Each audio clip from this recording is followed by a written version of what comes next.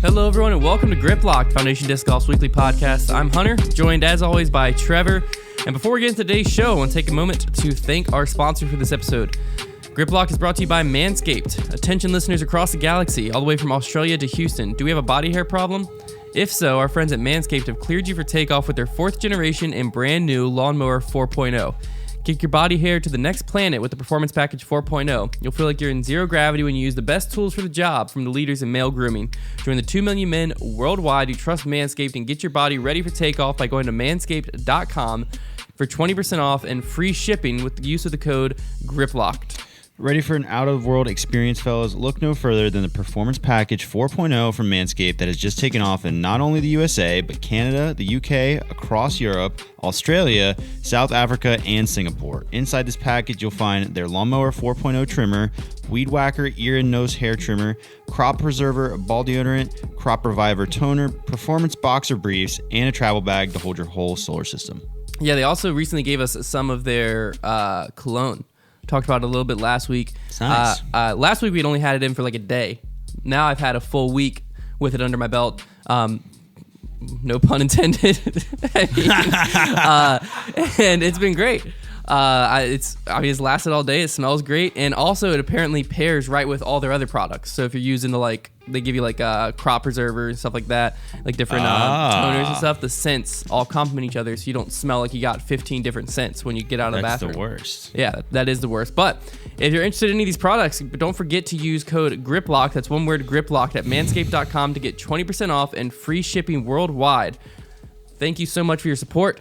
Your Spaceballs will thank you. Let's jump into Idlewild here.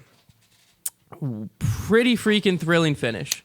Crazy stuff. I think Very coming down the exciting. stretch, there was like at one point a 5-way tie for the lead. There was a lot of people in it, for sure. It was a very exciting leaderboard. And it was no surprise to see it actually went to a playoff. So it was a playoff between Kyle Klein and Andrew Marweed with Drew Gibson, Kevin Jones, Joel Freeman, Calvin Heimberg all tied for third. I feel like lately it seems like we keep ending up in these scenarios where it seems like there's no way this isn't going to like a 5-way playoff. Like it seems unavoidable, and then it ends up being 2 people. Like it happened at Worlds. It's happened I think one other time, and now this one where it's like, oh my gosh, there's so many people in it. Like there's going to be such a huge playoff, and then it ends up being 2 people, which is fine. Like I like the mano-a-mano sudden death, but I will say like having like 6 people in a playoff would be electrifying. Yeah, that's just kind of how golf works. How would that work? A 6-person playoff? Like, do you have 2 cards? Do you have just 6 people? I don't think I've card? ever seen more than a 4-man playoff in golf when I've watched golf a lot. It just, for some reason, it just doesn't happen. It doesn't happen. Well, I mean, the chances of it happening across 4 rounds to have, or this might have been 3 rounds, but to have 5 or 6 people tied is astronomical. And for like people like start slipping up towards the end because the pressure, and somebody's bound to get aggressive. Like, yep. Well, so Paul was in the mix until hole 16. Then Kevin had a putt on the green of 18. Yeah, and he put it in a tree to make. It was a pretty ridiculous putt. He had a putt to make it into the playoff that he missed. I was rooting for him. Drew had a pretty straightforward birdie on 18 to get to 24. Calvin had a ridiculous scramble to like pinned it to get to 24 under. That made Kyle and Andrew have to get to 25 to even beat them out of the playoff. It just shows this year how many people you have to beat. Because if you think about it, you gotta be your best. If you take out Calvin, so Paul, Ricky, and Eagle were all there. You know, we normally talk about Paul, Ricky, Eagle, and then Calvin's like number 4. Right. Paul, Ricky, Eagle were all there, and yet you had Kyle Klein, Andrew Marweed, Drew, Kevin Jones, Joel Freeman, and Calvin Heimberg beating them out. The East Coast gets a little bit interesting. Yeah, we're not even in the East Coast yet. Not yet, but as you start making the swing and you start playing more wooded courses that are a little bit different than like the Heiserfest that the beginning of the tour is. Yeah. Like all of a sudden things get interesting because there's the blow up hole comes way more into play to where a guy like a Paul or somebody can just take one bad hole and it just ruins them because there's so many people just right beneath them waiting. Yeah, I still feel like if you look in the years past, I could be completely wrong on this. This isn't coming from statistics. They've had like 7 winners in 7 years. They said. Yeah, it's been a very like. Yeah. But I feel like if you go back, like this year feels like there's way more people in it with a chance to win it at every event. than we've seen in the years past. Yeah. I know Idlewild's been one of those like events that it always just produces a different winner, so this isn't like I think Idlewild might be an underrated event. I didn't know that stat. When they read that on coverage, I was like, oh, shoot. The one thing I will say about Idlewild is I felt like the scoring separation when it wasn't really there. Like, everyone was always jumbled up.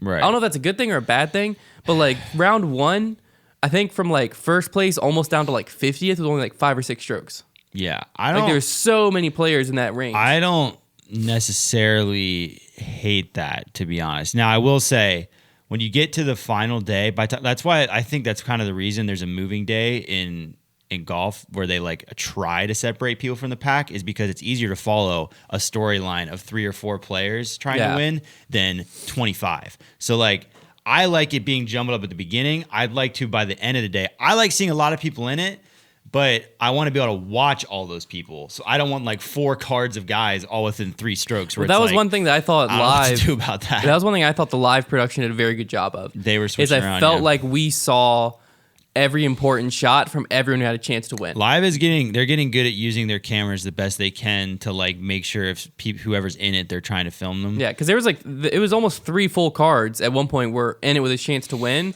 Yeah, and we were jumping back and forth between those 12 players a lot. I think they were starting to camp out towards those holes at the end. They were like camping out on 18, making sure they got those guys finishing their round. Yeah, it was nice. Because even like after hole 16, I think it was when Paul was out of it, we basically saw Paul's tee shot go OB, and then we saw like Paul's up shot. But once it was clear like he's not going to win it, then we didn't really see too much more of Paul. Right, that's how it should be. And that's kind of how I think the live production going forward is going to be. Is like the benefit that live has is like they're covering 3 or 4 cards. They're telling the story of the tournament versus the story of the card. Mm-hmm. So like when it comes down the stretch, if they're like, hey, no one on the lead card has a chance at winning this, they can just jump and cover the whole chase card if that's where the person who's going to win's coming from. You know what I mean?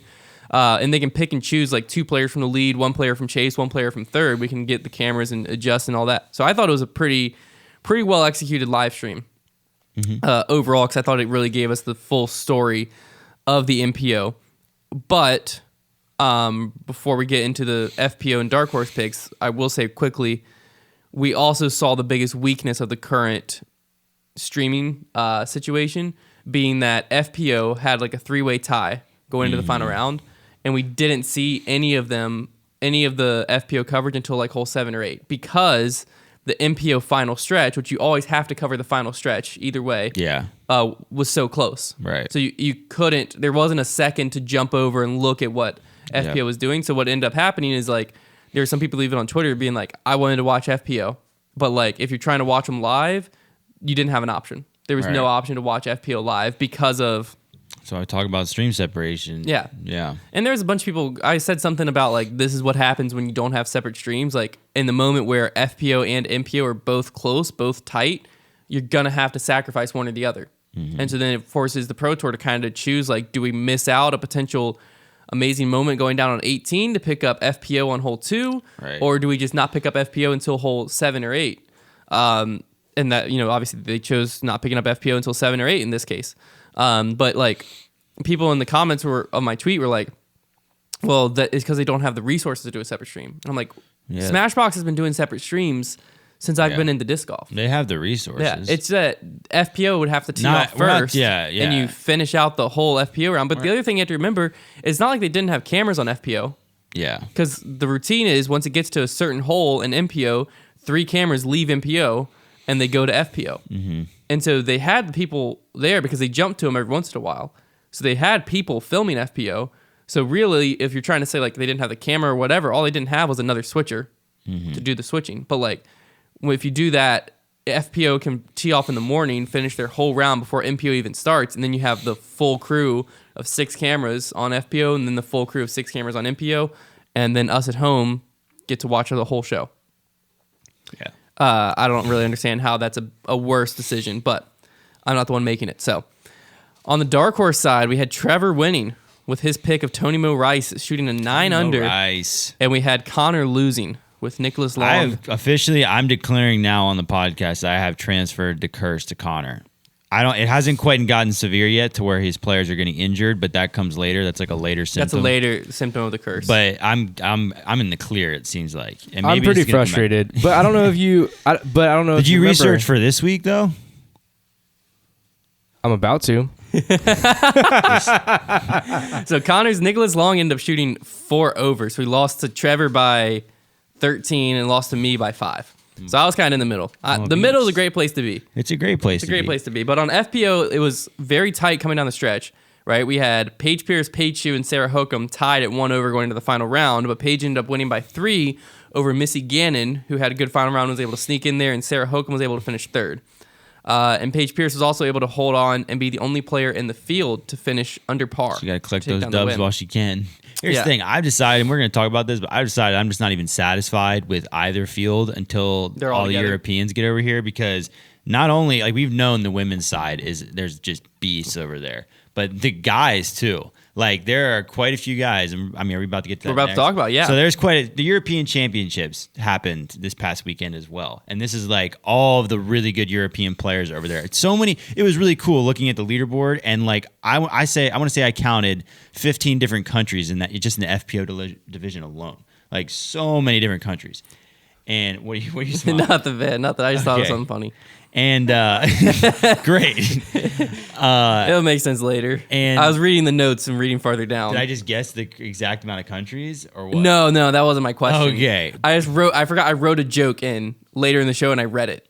Just ignore everything. Laughing at his own joke. I'm laughing at my own joke. Well, anyways, like Simon was like kind of our benchmark player we had Kristen to kind of benchmark the FPO because we've seen her compete over here, and we've seen Simon over here, so we had him to benchmark the MPO division. And in MPO division, Simon got stomped in by quite a few guys. Like he finished in 7th, right? And there are guys that beat him by a lot. So what does that tell us? Because Simon can hang around. Yeah, Simon's like a top 10 player, right? Over there. So that just tells us there are guys over there that are going to challenge for titles in the U.S. We had Nicholas Antia take it down. I believe that's how you pronounce his name. He is about to turn 20. So they're all young too. Yeah. So he's like only like 19. Then we had Linus Carlson coming 2nd, Jonas Heinonen coming 3rd, and then like I said, Simon came in 7th. And there was a lot of young and unheard of, to me at least, talent between Simon and the top. Because Simon was in like a tie for 7th with other players. FPO, there wasn't really a surprise. Well, the surprise was that Henna won. Right. Well, but it went Henna, Kristen, Evelina. So those 3 being up top. Something alien happened because Evelina was putting on a clinic, and then just all Evelina of a sudden, had like a 6-stroke lead. She blew a tire in the last round and shot 9 over. It made no sense. I'm declaring that. I'm making a lot of declarations apparently. I'm declaring that round fluke. And yeah, I don't know. Well, I was waiting. I was looking on her Instagram because I was waiting for her to post about. After round 2, I sprained my ankle. No excuses. But no, she didn't. It was just like, I didn't play right. She probably tore ACL. She just shaking her off. I was looking at it, and I was like, 9 over, like, after she went under par. Like, it's definitely weird. She had to have had an injury or something, but no, she just, I don't know if the pressure got to her. I don't know what happened. The 3 of those ladies, though, over in the States, when they get over here, all at the same time, like, that's going to be trouble. So right now, the world ranking goes, Paige Pierce is back to number 1 in the world on UDisc World Rankings. Evelina Solon in 2nd, Kristen Tatar 3rd, Henna Blomroos 4th, Katrina Allen 5th. So basically, these 3 have snuck their way into the top 5 between Katrina and Paige, with Kristen being the only one that's faced them. So it's going to be very interesting to see, hopefully next year, when the full field's over here, what the FPO field looks like. Yeah. Because I think, like, MPO right now, we're seeing there's some weeks where there's like 20 players at these events that could win. Like, there's 20 players that are showing up that could realistically win that tournament. We might add another 10. Yeah, we might add another 10 on when the Europeans get over. So now we might be talking 25 to 30 on MPO. We might be talking 5 to 8 on FPO, which, like, ratio-wise, it's pretty close. I mean, I guess it's a little bit less parity on FPO, but I think that it's every FPO player in that top 5 have probably a better chance than the person in 25th on MPO of winning. Yeah. To where, like, it's going to be... I feel like we say this every year, but, like, next year's going to be insane. Like, it just keeps getting better. Next year's our year, man. Next year's our year. No, but, like, it is shifting to where on MPO and on FPO, an Elite Series win means a lot more this year than it has in the past. Mm-hmm. Like, if you have one Elite Series win this year, it looks a lot better than if you just had one a few years ago. I want to say over the past few years, you've needed like 3 or 4. Yeah, I would say to like be dominant. I would say it's like 1 to 3 ratio at this point, and it's getting even more and more to where like 1 win right this season feels like a 3-win season. Which like I guess who would be the comparison? It'd be like if Dickerson had 3 wins a couple years ago, it'd be like solid season for Dickerson. If he has like 1 win this season, we'd be like solid season for Dickerson. Like it's that kind of. Well, it's like it's also Paul has 1 Elite Series win right now. We're like, I don't know, but if he gets a second, we're like, okay, he's having a pretty decent season. You know what else? Whereas in the past, Paul would need 5 or 6. And you know what else is interesting too is in the past, disc golf has kind of been like it's always been kind of a win or nothing type sport. Whenever we look at players' seasons, to some degree, when you really look into it, but like a lot of guys only consider guys' season like I want to say on the PGA Tour. You know, obviously having a win or 2 is an incredible accomplishment. But a lot of times you consider a guy having a good season if he is just like you're consistently seeing his name on the leaderboard. Yeah.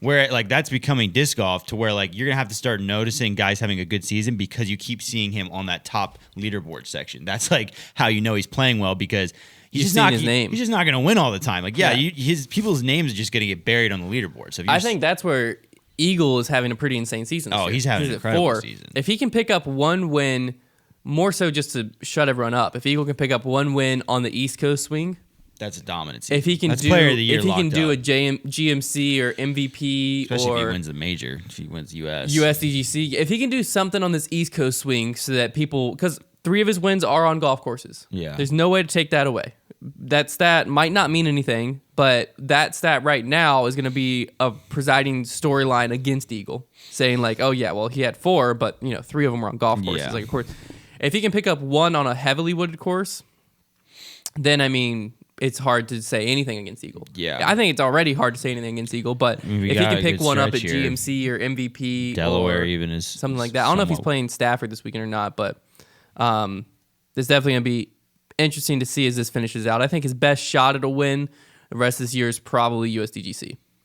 Because I think GMC and MVP, it's going to be hard to beat these like wood players. Yeah. Like Dickerson becomes a much more of a factor. Paul's always a factor up there. Conrad's pretty solid. Conrad's going to be much more of a factor. Even Ricky's better in the woods. I bet Konner. Typically you have like a Michael Johansson type players, Nathan Queen possibly showing up to these wooded courses, and they become much more of a factor than when they're out Midwest or West Coast. Yeah. To where there's a lot more people to beat, I feel like, on East Coast golf than there is on West Coast golf. I don't think I've ever thought about Eagle as being a possible USDGC winner, but he definitely, like, that course does play to what his strength should be. A few years ago, he was, like, in control. And it's only because he's had, like, issues with his mental game, because you're right. His, like, USDGC is known for you need a big sidearm, which he checks that box, and you don't really have to throw any tight wooded shots or any super touchy shots. He's got to stay in bounds and have a big sidearm. So it's really going to come down to, like, can you just keep yourself composed? And that's what I was going to say is what Eagle has struggled with in the past, and the reason why he's doing so good this season is he has struggled with consistency, but this season has been his like most consistent season. Yeah. So that's why USDGC, you have to be consistent in order to do well there. Yeah, it's up in the air this year, but I mean, very up in the air. I would definitely consider him my favorite to win. I would say James Conrad has a good shot as well. He could sweep the majors this year because he's won it before. I think it's weird though, because guys who you would expect USDGC to be one of those tournaments where like the guys who have won it before have like such a great shot, and yet it seems like new guys are winning. I think we're going to see another new USDGC champion this year. It wouldn't surprise me to see Ricky or Calvin. Calvin, Eagle are my top 3 that I think might win it. Ricky is so overdue. Yeah, Ricky. That's why I think Ricky's going to be. That's the thing too. He checks all the boxes too. Yeah, it's just like it's such a weird event. That's why I love it. And there might be just some random person. I can't wait to watch it. Yeah, it's going to be... There's nothing like USDGC. I wish I got as excited for Worlds as I do as USDGC. I think part of it is that like the whole season culminates to USDGC. Worlds makes me super nervous. Whereas Worlds is like in the middle of the season, you know what I mean? Right. To where like I just don't have the same like excitement and love for Worlds that I do for USDGC. Worlds, I mostly get excited about Worlds actually all the excitement I get for Worlds is because of the way that we hold that title in the sport. USDGC, I actually get excited for. Yeah, the title is somewhat prestigious, but really, I would say 90% of it, is the course and how iconic it is and nostalgic it is, and just how like everybody treats the tournament. Yeah. So for sure. It's a different story. Yeah. It's a different tournament. And hopefully the pay-per-view model doesn't deter. It's going to deter a lot of people. It is. Hopefully enough people are able to find ways to watch it. Whatever that means. That felt like you were hinting to something. I was, but I don't know what I was. You like Facebook living it with a body cam? I'm not. Well, like maybe it'll be like those fights where they're just all over YouTube. What are you encouraging right now? I'm not encouraging anything. That's illegal. Don't do it. Hunter's going to be like one of the, like, you know, in the movie theater, they show like the little thing before, and it's like, it's against the law, and they show like the really shady guy with the hood on, recording with a camcorder. No, but I mean, I'm encouraging you to get a group of like 5 or 6 friends and all pitch in $5. Speaking of recording, I had this like notion the other day. You know how like other sports are like obsessed with putting cameras in the equipment? Like there's basket cams. Yeah. There's pylon cams. Disc golf basket cam. Like, like why? what does that give you? Because it's just another angle. It's sick. But the what does that give you for pylon cam gives you like, they go to it when it's like, did he cross the line or not? Right. Okay. So like the basket cam, like, is it going to rotate all the way around the basket? That's like, the problem. Is that people aren't always putting from the same spot. No, you just watch. You have like one like a T cam's way better. Put in like a T sign, to where you like. It's like right up on the player throwing. You'd have so you have like a circular basket and you've got 4 cameras, just one, so they cover pretty much the range. There's little tiny cameras, just like the pylon cam. There's 4, one on each side of it, and then like it'd be a cool view just to watch putts come into the basket. I think it'd be a cool way to watch. That's all I'm saying. It'd be like a production thing. I'm not saying it would be like facing down from the top of the basket cams? To where it's like you see the disc hit the chains. Yeah, I'd say like you could see like it coming into the chains, and you could watch the putt. Just an idea I had the other day. That's all it is. I like T-cam. Other sports. I like T-cam. T-cam doesn't make sense to me because it's like the same thing as the guy at the corner of the T-pad with the gimbal. You can get it like closer to their feet to like look at their footwork. Like it's more of like a form breakdown camera. Like it gets you closer without distracting. It's like the Konica Minolta BizHub Swing Vision cam or whatever it's called in the PGA Tour, that slow-mo cam they have. Yeah, well, it's like a way to get a camera close to the players where you can like really see detailed parts of their form without there being a cameraman standing right here. That's one of the coolest things is when they do that on the PGA and they'll have like that it's always been like the Konica Minolta Swing Vision cam or whatever, but they have a sponsor for it, and then they have like them like drawing on the screen, like breaking down guys' swings. That is something Disc Golf Pro Tour is like cool. Trying to do it some. They have to get a super... Well, disc golf, you don't need quite as it wouldn't have to be a tiny camera. Because the club head, it moves a lot faster than somebody's arm and a disc. And it wouldn't have to be a super tiny camera. No. You could even put a DSLR on the ground. Yeah, no. And like that's not distracting a player. Just be on the side of the T-pad. No. Yeah, you could definitely do that. It would just be a matter of... Like it's something there's not a ton of like right now the Pro Tour like will occasionally plan out a highlight reel or something, but like they don't do a whole lot of planned scripted like production elements. Yeah. And this would be one of those. It wouldn't be a difficult one. You need an expert in there who knows what he's talking about. I mean, I'm sure Doss would have like enough of an idea to like talk about somebody's form, but yeah, that'd be cool. I like the idea of finding something like that to add. Yeah, that's a great one. Element. People love that. Like, it's so cool seeing all the different forms and slow motion and watching how they break down. And they'll talk about, like, we need to figure out live follow flight.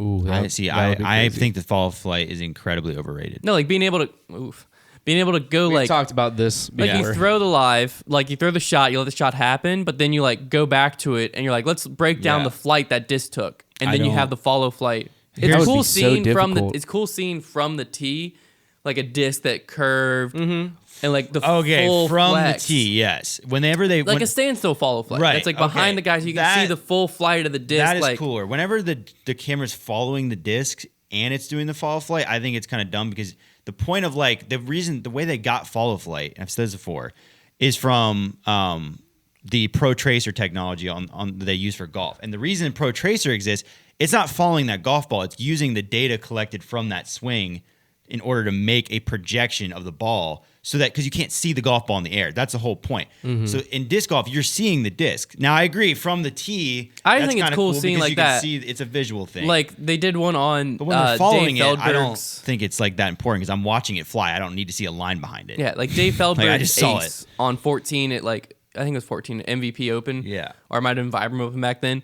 But he like threw this crazy flex shot, and there was a clip that was like just standstill behind him. That had the line, and like once you could see a line tied to the disc, you're like, dude, from the that tee, thing moved like crazy. From the tee, especially, I think it's most applicable for when they don't have a good second camera or something. Yeah, to where like I remember whenever Sexton had that forehand ace that went on SportsCenter, you couldn't really see the full flight because of the tree blockage, so they made the follow flight, and it helped you understand where that disc went. Yeah, and I do think like especially in woods golf. When there are times where the disc gets behind trees and you're not really sure the flight it took, there are ways to use follow flight. So I agree that if they figured out how to use it. I think my favorite usage for it is whenever like everyone on the card throws a really good shot. That's also and so it shows each of their shots how they're all parked, but the different ways that they got there. That is also cool. I don't think that. Don't get me wrong. I don't think the technology of follow flight is overrated. I only think the way they first used it, I think was like a little bit. Like redundant, but now I think the ways they have figured out to use it to make it like showcase stuff that you couldn't just see already is cool. Like I agree that when they show the multiple lines where it's like, look, this guy went up the gap and this guy went with the hyzer and it all shows at the same time. That's really cool. Nah, man, you hate follow flight. He hates it. I don't even know why he's. I hate it. You're right. I hate follow flight. I made it all up. What a jerk. He hates it. All right. With that being said, it's time to jump into the fan favorite segment, Trevor's Trivia. This is an interesting one. What you got? This is one of those questions that, like, I don't really expect you to know this necessarily. I don't expect me to know any of them. But I expect other people to know this, and I just thought this is a really cool trivia question. This is one of those questions, like, that is, like, an actually great trivia question, not just some game that I made up. So here we go. That's exciting. Has the PDGA World Championship ever been played outside of the U.S.? If so, where and when? Outside of the U.S.? Mm-hmm. See, like, I feel like you wouldn't ask this question if it's no. Wow. But, like, I'm pretty... you're right. I wouldn't. But, like, I feel like it never has been. So, but you asked me it, so it has What if it was a trick question? It was just no. That would be pretty brutal, wouldn't it? I'm, like, almost... I really thought it had never been played outside the U.S. But it has to have been. But when and where? I saw this in a UDisc That is article. the question. UDisc makes, like, the best publications. Can you give me who won? I'm not gonna tell you who won. Okay, can you just tell me? Can you tell me yes or no first off, so I can guess? What? Like, has it happened? It has happened outside the U.S. Yes. Okay. It has.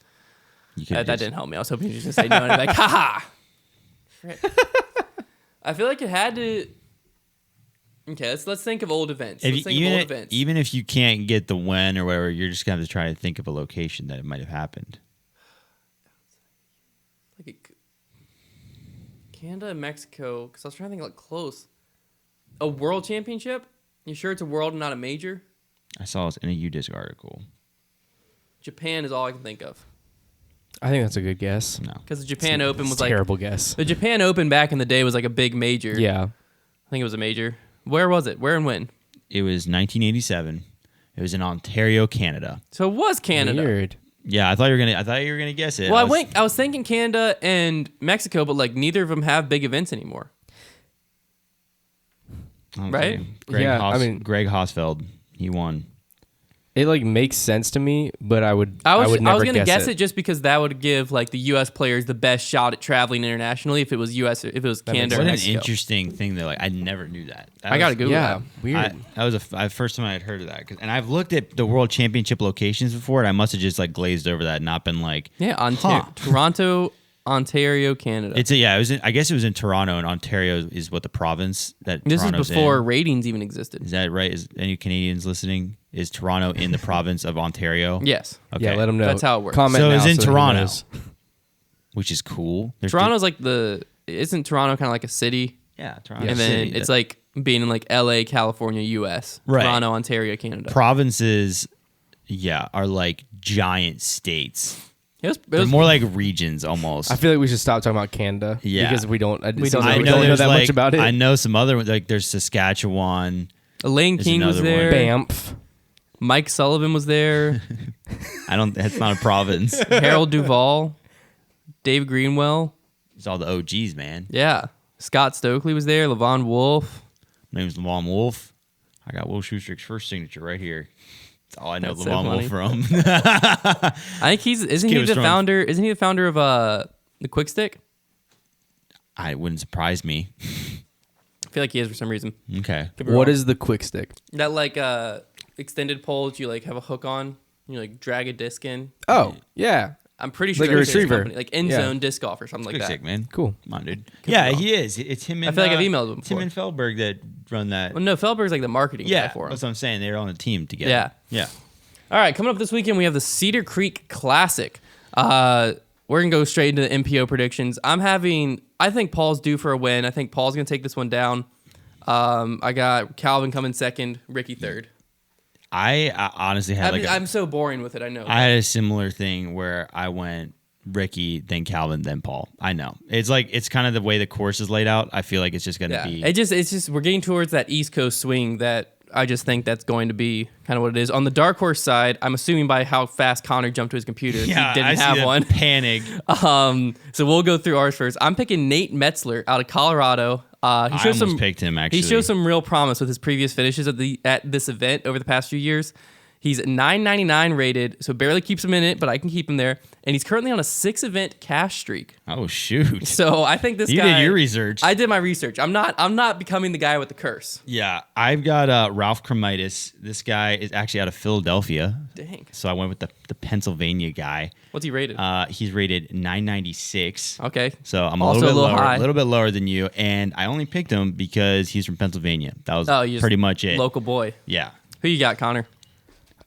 I am going to go with Derek Sahr, Sahr. He's 994, and he's from Minnesota. So that's... What tournament did you just find? Wait, am I on the wrong tournament? Oh, you looking at the Cedar Creek Open? Oh, I'm looking at the Cedar Creek Open. With like Kayla Viska and stuff there? No, that's an 8th here in Minnesota. Dang We're talking it. about the Pro Tour. I was wondering. I didn't see it. Give me a second. This is so embarrassing. I was wondering why you said Minnesota. I was like, that's so random. This is in... I think it's in Pennsylvania or is it New Jersey, technically? It's in New Jersey. It's in New Jersey. It's border. You're not seeing it? Hold on 1 second. Cedar Creek Classic. I know. I specifically looked for Cedar Creek Classic, and I did not see it.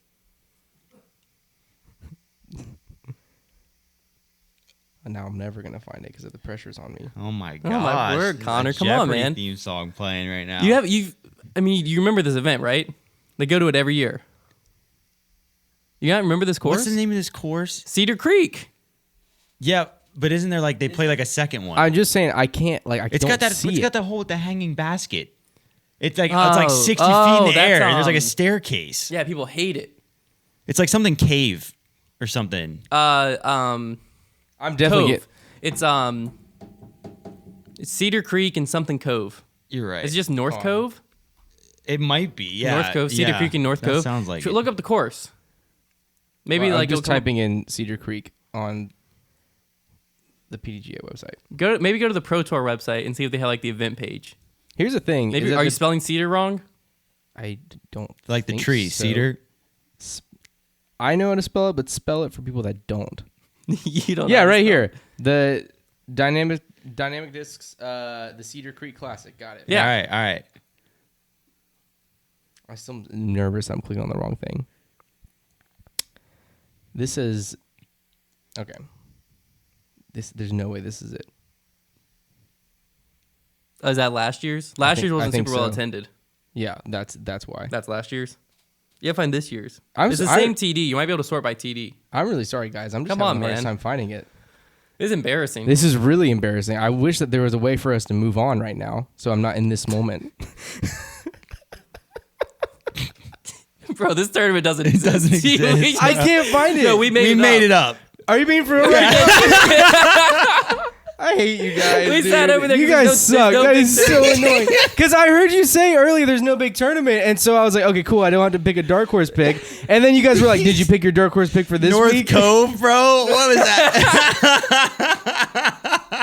You guys guys suck. Funny. I hate He you said guys. his man was on his 6th tournament cast He streak. is. That's I true. wasn't That's listening. true. I was scrolling like crazy. Oh, you picked a real person? I picked a real person. I made up a went name. on PDJ and just sorted by rating until I found someone below Ralph 1,000 rated. Cromitis.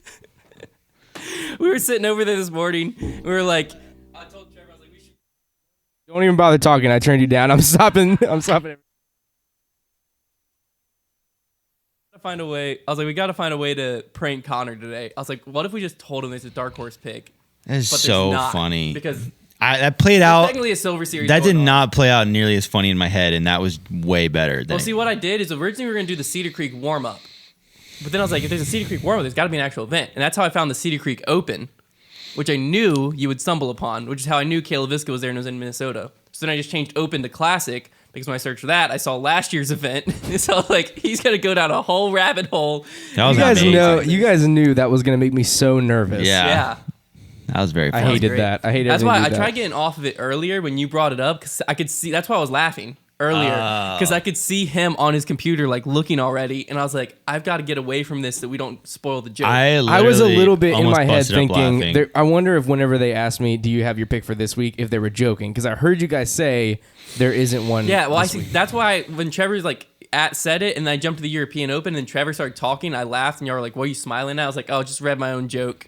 It's because I was like watching you, and you were like looking over at your laptop, just like already freaking out inside. Oh my god! And I was like, "This is gonna be great." That's That's not so kind. funny. So that was the joke that I read myself earlier in the show when I saw Well, it. it was a funny joke. Well, then. that's funny. I take bet that was back my really joke. fun for all the audio listeners, just hearing that silence and me panting. I think it probably was. It probably was still very entertaining. I mean, we probably just pranked half the listeners. yeah, have too. those Yeah, like, true. what? There's a tournament this weekend. There is a. It Silver kind of Series makes me going feel on, better but because at least I'm only an idiot because I'm gullible, not an idiot because I don't know how to use the internet. anyone would have been fooled in that situation. Well, Yeah, thank you. There's no I'd one- have done the Appreciate same that. I thing. appreciate that. You're under pressure live on air right now. Anyone would have been fooled in that moment. You probably could have fooled me, and I planned the show. Well, I appreciate. You're a the fool. sympathy. Yeah, it doesn't stop that you're an idiot, but still. That was a fun, playful section, boys. An actual tournament going down is the Amateur World Championships. What if we made up a second one? the actual one. so funny. It'd be like, so real let's get on to tournament. the real thing, like the Bucknell Horn Classic.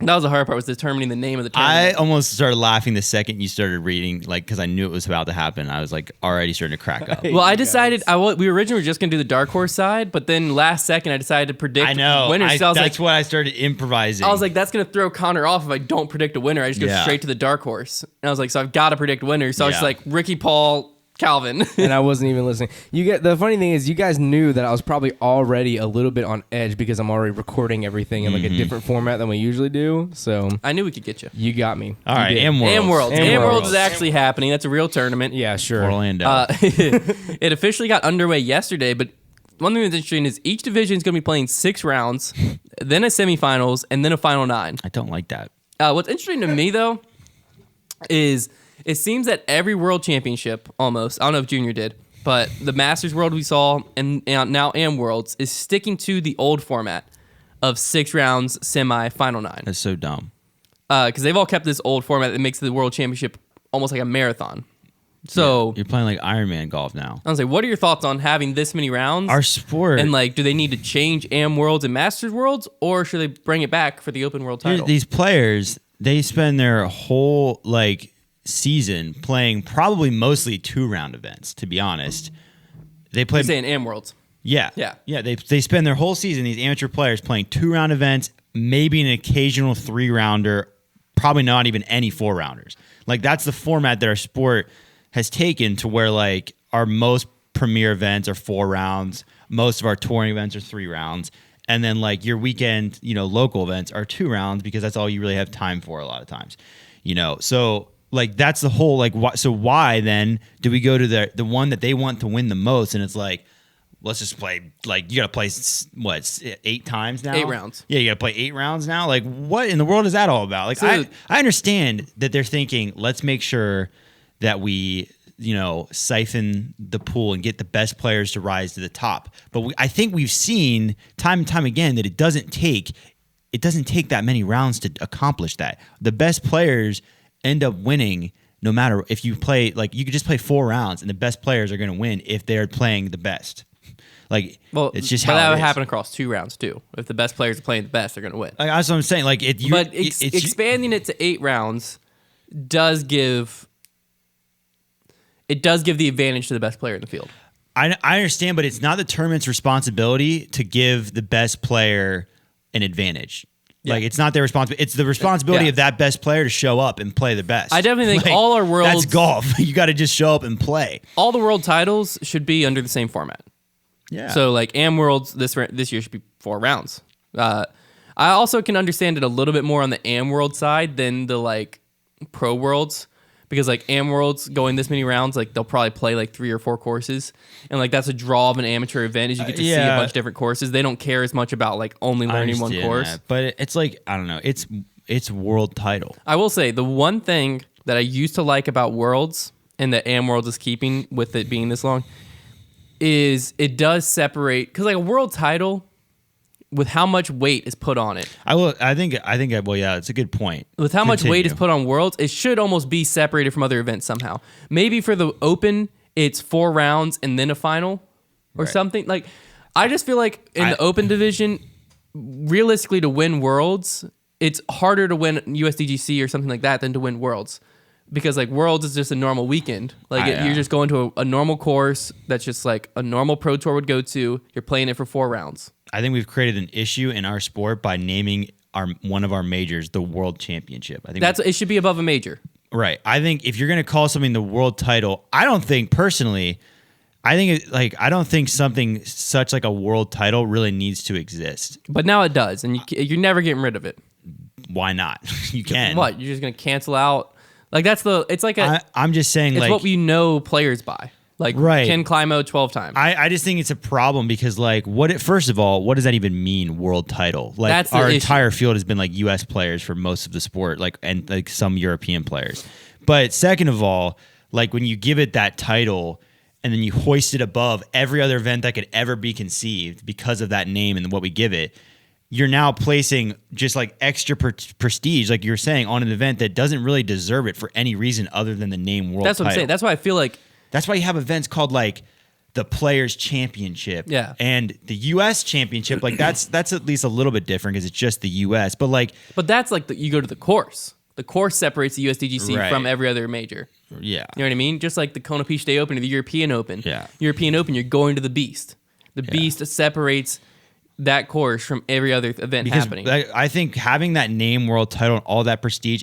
As fans, it pressures us to want our best player in the world to win it because you think, well, they deserve it. Yeah. But we shouldn't have, like, major winners in other sports, people get a lot more excited for the underdog winning because, like, it's not like when somebody wins a world title right now in disc golf that was, like, the super underdog, like the year that Barsby won, for example, I'm like, man, that's kind of a shame because, like, good for Barsby, but, like, I feel like our world title should be represented by one of our best players in the world. And, like, I shouldn't have to feel that way. Like, I should be able to feel like, wow, that's cool that, like, the underdog won the major. Well, that's what if it's would a you weird feel different dynamic. about that Barsby's win if he had won across 5 rounds in a final? No, I would. I wouldn't feel any different about it. I would. It's the tournament's name that's the problem. Like, if let's say you take. Well, like, I think if you're going to name something the World Championship, there should be something. Maybe it's the course. Maybe it's the format. So it can't really be the course because we've went through this, right? Of, like, Worlds is not at the same course every year, so it's got to be the format almost to where there's got to be something that elevates it.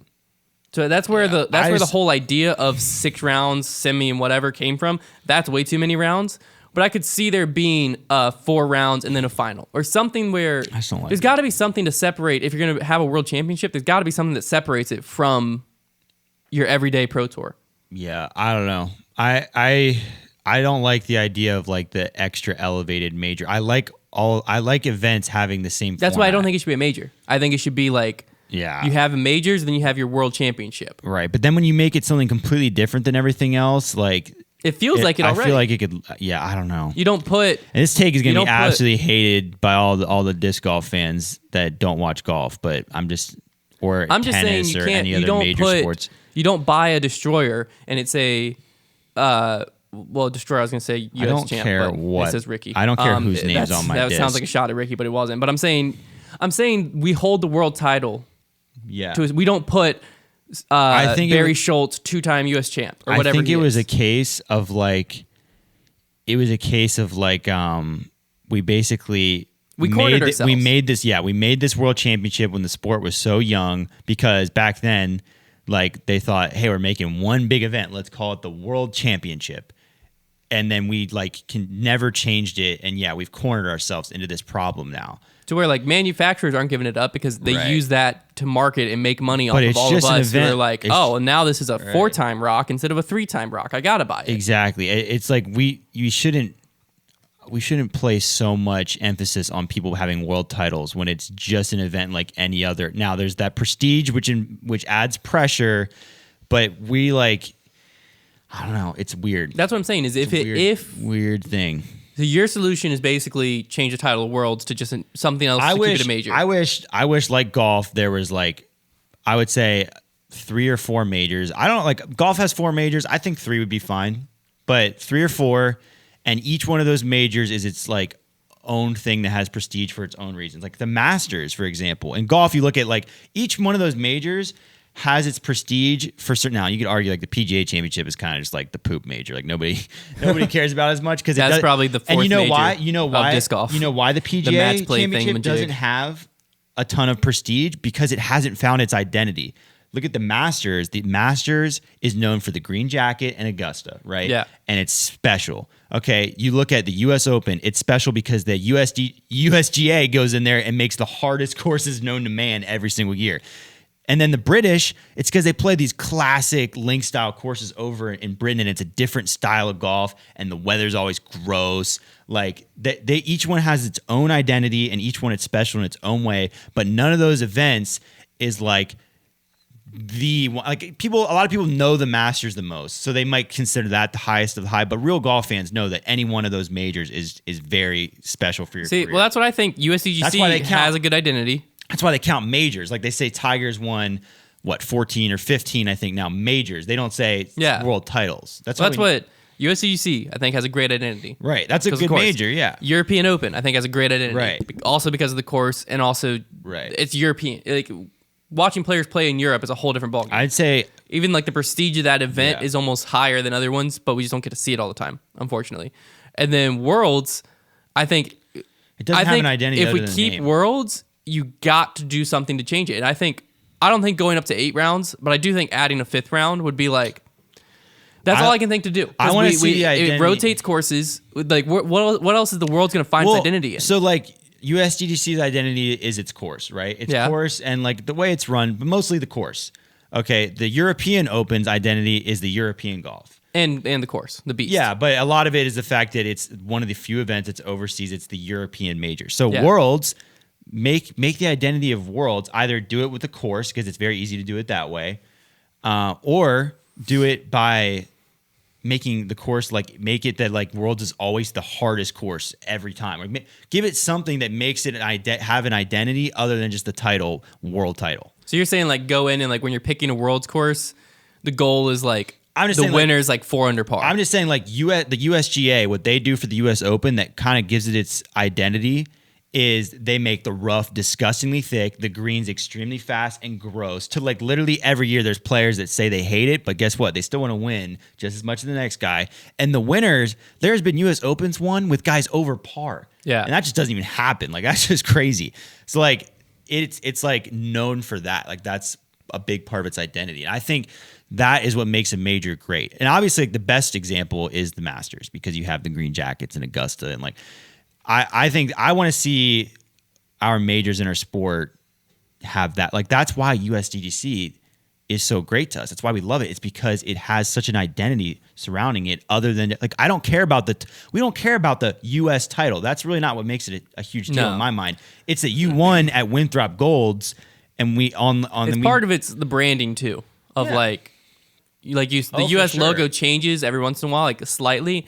but like you start to see like the USDGC rocks, and you start to see like stuff coming out, and you're like, that's just like Augusta when they like do those commercials on CBS, and they start saying a tradition unlike any other, the Masters coming in April, and it's showing the azalea flowers at Augusta on Amen Corner, and it's like they set the scene for this prestigious course, and it's like a tradition for every major. Yeah, we need that for Worlds. Yeah, I think that's what European Open. I can still see the lion head, and I can see the glow MD3, even though I haven't seen it in like 3 years. I can still see it in my head. The beast is very iconic because But Worlds is just like, I think Worlds needs something. Worlds needs a shift. There needs to be a shift in like the majors, and I tell you what, it's not the answer that the PDGA has. It's not the fourth major. The match play, disco, like whatever that is about to be. When I close my eyes, I just see a clown face when I see that major. So maybe that's his identity, you know? Yeah, the fake one, the one that nobody likes.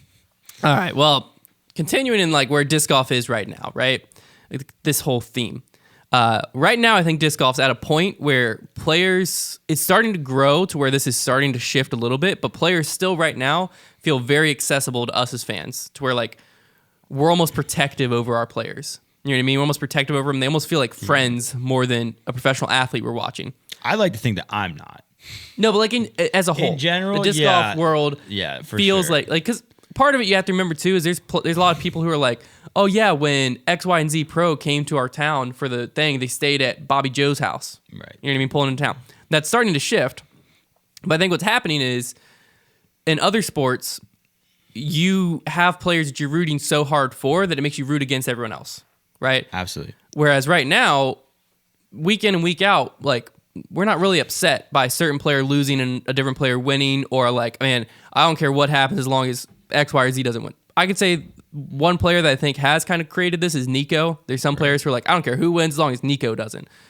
But outside of that, like I've never heard someone be like, dude, as long as Ricky doesn't win, I don't care who wins. I've never really heard that. I carry over my toxic fanhood.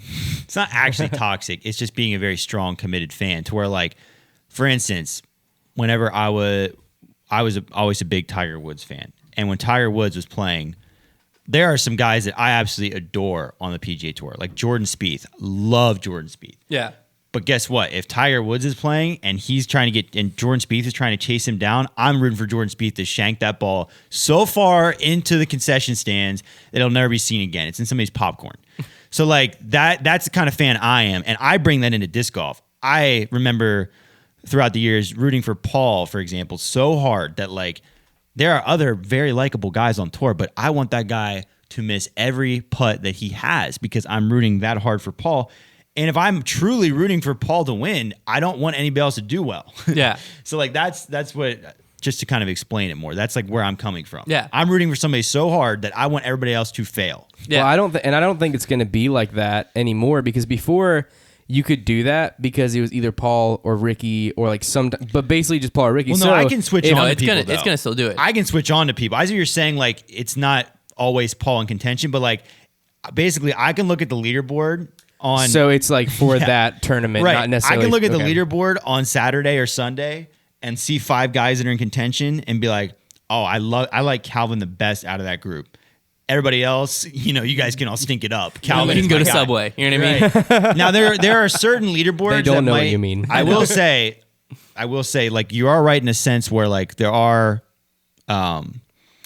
like Paul and maybe a couple other guys are only guys I'm going to root for hard enough to root against people. Because if I get a leaderboard and it's like Kevin Jones, Calvin Heimberg, James Conrad, those 3 guys that I quite like to root for, I'm not gonna root against any of them. I'm gonna be okay with whoever wins. At that point, I'm rooting for just a close finish. That's all I'm caring about. I feel like that's where disc golf as a whole, every tournament, I'd say 80 to 90% of the fans are rooting for a close finish. Right. But there are guys that I am fans of that I will root against anybody if I have to. So as disc golf gets bigger and players gets less accessible and we feel less connected to them, I think it'll change. But for now, I thought it'd be fun if we have to become a quote-unquote toxic fan, if you will, for the rest of the season of a player that's a little unknown. Not really unknown, but like, numbers. We just picked random players from the Pro Tour under the radar. They aren't going to win every week. Like you hear their name and you're like, I know that guy, but you're not like paying attention to them necessarily. So what I'm going to do is break out the wheel here. Hunter's got a prop for this grip locked. Yeah, if you're listening on audio, we have a wheel. Yeah, there's the wheel. The wheel before. All right, and on here, let me read through the names that we have. We have Jordan Castro, Eric Oakley, Zach Melton, Thomas Gilbert, Raven Newsom, Andrew Presnell, Austin Hannum, Zachariah Johnson, Colton Montgomery, Chandler Fry, Casey White, Cole Redlin, Corey Ellis, Terry Roethlisberger. So those are the names that we're going to spin, and whoever we land on, we become a quote-unquote toxic or diehard fan of this person for the rest of the year. Kind of under the radar people. Yeah. Like, not like I'm the top definitely people. impartial to Eric Oakley. I would not mind landing on him. So I'm going to spin first, Trevor will spin, and then one of us will spin for you. Okay, yeah, that sounds good. Oh, yeah. I'm going to be dead, dude. This is for you, Hunter. This is for me.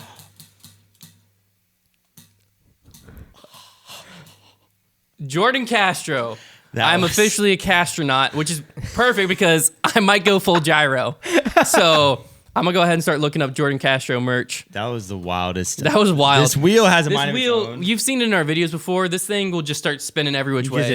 It's like From falling over now. from the wind, yeah. All right, here we go. All right, Trevor, who do you love? I'm going to start on Raven. I don't want to end on Raven because we were like college rivals. Yeah, we played against him in college. I don't have anything against him. No, you rooted against him in college because we were playing against him. But now I'm probably going to land on him. It's looking like I'm going to literally land right. Oh, this board is not balanced. Stay right there. Terry Roethlisberger. That was one of the guys I was hoping for. Terry Roethlisberger. All right, who do you want to spin for you, Konner? Me or Trevor? I want both of you to spin at the same time. Opposite directions. Wait, Which go. way are we going? Towards me? I'll go towards you. Okay, ready? Go. Ooh, big spin. Absolute rip. I'm going to just... Big money, big money. on somebody. Definitely going to get somebody different than us. Dude. Are we about to be... You gotta Yeah, you gotta respin. respin. This wheel wasn't even doing this earlier. No, earlier it was working probably- great. on We're probably level. not level. Oh, here we go. Oh my god. This thing is possessed. It's not balanced. Something's wrong. Do we have to respin everything? Because is it rigged? How did that happen? Castro. No, we don't have to respin ours. So at least we got different ones. Let's do softer this time. Doesn't go around all. It's gonna go very fast. This thing's not balanced. I'm actually kind of curious now. We have a rigged wheel. It wasn't doing It this wasn't doing it earlier. up there. We were laying on all kinds of people up there. It wants to go. Well, no, this one might stick somewhere else. What the heck? What is going on? Bend something. What? If you're listening on audio, it's laying on the exact. If this was the $1 million thing, we'd be killing it. Wheel of Fortune right now. What if you just tilt it on its back a little bit, like tilt it off axis slightly? I tried. I moved it off the carpet back there. No, like literally hold it like leaning forward or to the side or something, and then give it a. Hold up. This segment was not supposed to be this difficult. No, this was supposed to be super easy. This is why we got the wheel. The wheel was supposed to make it impartial. Oh man, stick there. I'm gonna make it stick. Okay. Corey Ellis. Frick There you go. guys. These three. Corey Ellis is the greatest person of all time. Dude, Oh, we you're already with getting these started? three. We got to buy a new board. Yeah. We got to buy a new wheel before we shoot a video because these trees all it's ever landed on. All right. So Jordan Castro. That's so funny. That sucks. And we could have rigged it so easily. We could have put I whoever we promise wanted. we didn't. We could have. We were I mean, I wanted Jordan Castro. I'm happy. You wanted Eric Oakley, but you got Terry Roethlisberger. Terry Roethlisberger is one of my other ones that I wanted. And So Corey Ellis is a great pick. I got to change my Twitter bio immediately. All right. Well, I'm about to buy some Castronaut merch. I'm not gonna go that far. Corey Ellis is also an Australian football player. That is not the Corey Ellis you're rooting for, sir. I don't see where to buy these yet, but I know they're out there. I've seen them. Come All on, right. man. So we are now officially locked in the rest of the season. My pick to win USDGC is Jordan Castro. No, but now every week, if you wonder why our Twitter starts looking the way it does, I gotta know everything about this guy. it's because I'm about to become the biggest Jordan Castro fan you've ever seen. I'm going to find Corey Ellis' phone number. No kidding. Guess what Terry Roethlisberger has won before? The What? Cedar Creek Open. No way. No way. No way. I don't believe you. I don't believe you.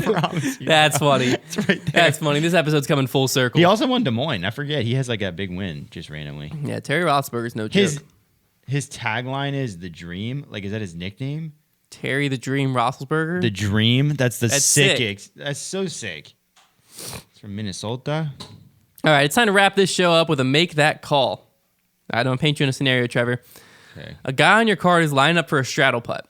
All right, his left foot is behind his mini, but his right foot is farther forward towards the basket than his left foot.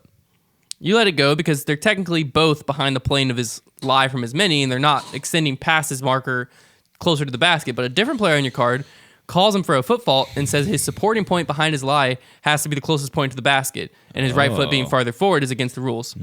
Who is right in this scenario, you or the other player on your card?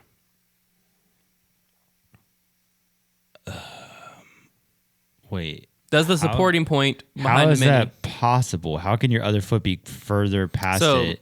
You have a mini, right? Yeah. You have behind that mini 11 inches. So your left foot's here and your right foot's here. Right. Okay. So that's super marginal. If somebody actually called that, it'd be whack. Oh, someone on your card called it and they are whack. That would be whack. So who is right though? Is he calling him on something that's actually illegal, or are you right that it's legal? The rule is basically, is that a rule that you're supporting like the lie? The supporting lie, yeah. Is the supporting lie rule saying that wherever your supporting point is behind your lie has to be the closest point to the basket?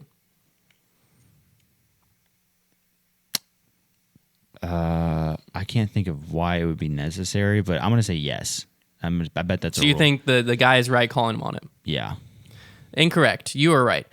This is from the PDGA. It says your other foot can be as close to the target as the back of your marker. So your other foot does not have to be directly to the side of the foot behind the marker. In fact, the foot behind your marker can be as much as 30 centimeters back and or 10 centimeters to the side, which means that your other foot can actually be closer to the target. It just can't be closer than the back of your marker. Sometimes. Now, this is an interesting line that I've never heard before. It says, also remember the shape that marks the same distance to the target to the back of your marker is a circle whose center is the target. So like the back of your mark, it's like it's a circle around the basket. So technically your right foot could be closer to the basket because it's not a line, it's a circle. Stupid. I don't know when that ever comes into play. PDGA rules are crazy. You got to go to law school to understand these things. There it is. You can have your left foot farther back than your right foot. I'll keep that in mind. I knew that because I always straddled my right foot slightly forward. So whenever I line up, I put my left foot farther back so my right foot can be forward behind the lie. Look at this guy. I had to look that up one time to make sure I was legal. So I knew it was legal. All right, well, that's going to wrap it up for this week. If you are not a Patreon member yet, you might want to be joining because becoming a $5 Patreon member gets you access to 4 Bogey Bro Banter episodes, our other podcast, per week, as well as 1 exclusive video per month. 4 episodes per month, not week. 1 weekly episode. We got a real crime story. And it also gets you access to all the previous ones, so all of last week's and all of last year. Wow. All of last month's plus last month's exclusive video. So it gets you access to a whole bunch of stuff.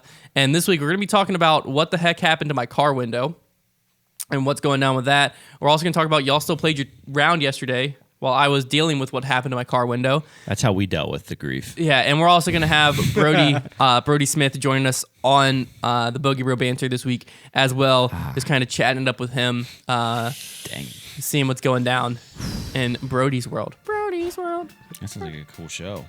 Brody's world. Brody's world. Wayne's World. This guy Terry looks like a killer. All right. Thanks for watching. We'll talk to you all next week.